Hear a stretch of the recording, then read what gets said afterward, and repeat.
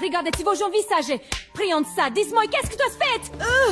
Dernier épisode. Amara voit son ventre se tendre sous ses yeux, de façon complètement anormale. Comme si quelque chose frappait de l'intérieur, poussait sans arrêt, cherchait une sortie. Elle plaque ses deux mains sur son ventre, essayant de forcer ce truc à rentrer. « Non, non, non !» crie-t-elle, complètement paniquée. La vieille femme reste là, immobile, glaciale, sans la moindre expression. « Il y a des choses auxquelles on n'échappe pas, mon enfant. Ce que tu as semé dans l'irrespect, tu le récoltes maintenant dans la douleur. » Soudain, le mari d'Amara déboule dans la pièce, essoufflé. « Amara, je t'ai entendu hurler, qu'est-ce qui se passe ?» Il s'arrête net en voyant la vieille. « C'est toi !» crie-t-il en la pointant du doigt. « C'est toi qui lui as fait ça ?» La colère monte. Il s'avance vers elle. « Enlève cette malédiction de ma femme, tout de suite !» La vieille ne bouge pas. Elle le fixe avec ce regard profond, fatigué. « Jeune homme, ce n'est pas moi qui ai apporté ça. C'est elle, son arrogance, son mépris, ce qu'elle a fait. »« Je m'en fiche !» hurle-t-il. « Tu enlèves ça maintenant ou je... » « Ou quoi ?»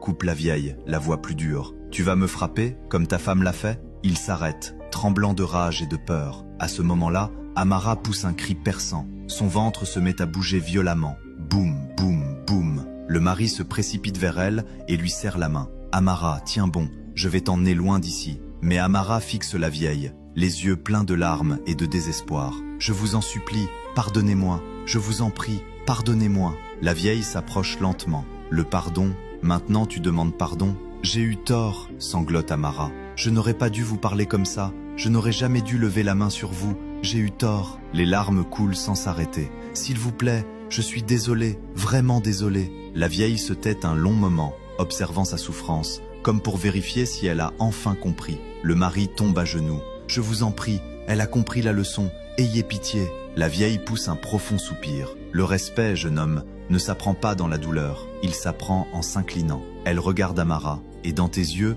je vois que tu as enfin compris. » Elle lève sa canne et la frappe lourdement contre le sol.